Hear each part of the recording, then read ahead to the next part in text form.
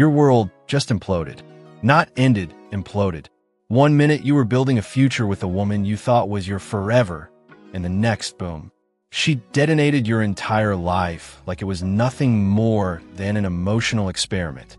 Now you're standing in the ashes, gasping for air, wondering how someone who once whispered, "I love you," can walk away like she's just changing her outfit. She's out there laughing, posting selfies, glowing. Well, you can barely remember how to breathe. But here's the part no one tells you. This pain you're drowning in isn't the end. It's initiation. A psychological crucifixion designed to burn away every illusion you've ever had about love, loyalty, and yourself. Because what you're about to learn will change the way you see everything. Right now, you're doing what every man does when his world collapses, trying to understand. You replay every word, every fight, every silence. You're desperate for one more conversation, one more explanation, one more moment where she finally says, "I'm sorry." Stop. You're chasing closure from someone who emotionally left long before she physically walked out. And every second you spend trying to understand her is a second you're bleeding out. Here's the brutal truth about divorce that society hides from men.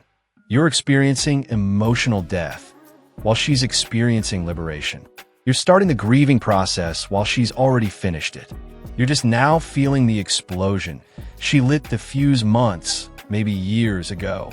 I once counseled a man whose wife of 15 years left him and started dating 3 weeks later. He was shattered. "How can she move on so fast?" he asked. Simple. She's been psychologically single for 2 years. While he was fighting to fix the marriage, she was planning her escape. The divorce wasn't the ending. It was confirmation of what she already decided long ago. And here's the hardest pill to swallow. She will never validate your pain. She will never acknowledge her role, never admit the destruction, never say, "I hurt you." Why? Because doing so would collapse the story she's built to justify her actions. In her narrative, she's not the betrayer. She's the survivor. You're not the man she wounded. You're the villain she escaped. This is psychological self-preservation at its peak. To maintain her self-image as a good person, she needs you to be the bad one. Every argument becomes abuse. Every disagreement becomes control. Every boundary you set becomes manipulation. She rewrites history to protect herself from guilt. And the more you fight the story, the truer it becomes in her mind. And here's your second truth. Every attempt to explain yourself is ammunition. Every text,